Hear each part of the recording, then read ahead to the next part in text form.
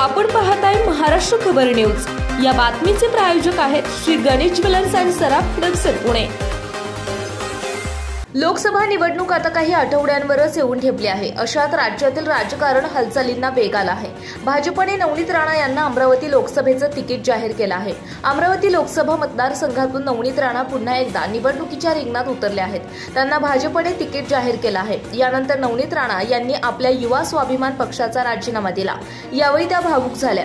खासदार नवनीत राणा यांनी युवा स्वाभिमान पक्षाचा राजीनामा दिला। खासदार नवनीत राणा या रवी राणा यांच्या युवा स्वाभिमान पक्षाच्या अध्यक्ष होत्या। यावेळी राजीनामा देताना नवनीत राणा यांना अश्रू अनावर झाले। युवा स्वाभिमान पक्षाच्या सर्व पदांचा राजीनामा त्यांनी दिला। यावेळी त्यांना अश्रू अनावर झाले होते। नवनीत राणा भावुक झाल्या होत्या। राजीनामा दिल्यावर प्रतिक्रिया देताना त्या म्हणाल्या की एका छोट्या संघटनेला मोठ्या पक्षाचं रूप देणं एक आमदार या पक्षाने घडवला, त्याच पक्षाने खासदार बनवलं, त्याच पक्षाने एका छोट्या कार्यकर्त्याला अमरावतीची खासदार म्हणून मोठी जबाबदारी दिली। अशा पक्षाचा राजीनामा देण्याची भावना ती धाकधुकी कायम आहे। आता देशासाठी काम करण्यासाठी एक नवी इनिंग सुरू करत आहे।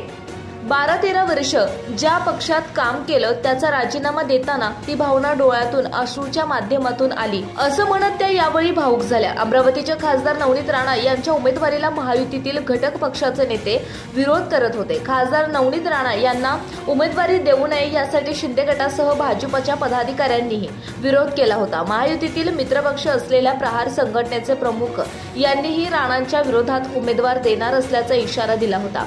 विशेष म्हणजे भाजपच्या अमरावतीच्या स्थानिक नेत्यांनी देवेंद्र फडणवीस, चंद्रशेखर बावनकुळे यांच्याकडे नवनीत राणाच्या उमेदवारीला विरोध केला होता।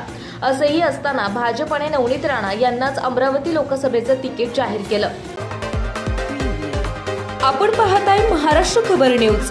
या बातमीचे प्रायोजक आहेत Shri Ganesh jewellers and Saraf production Pune.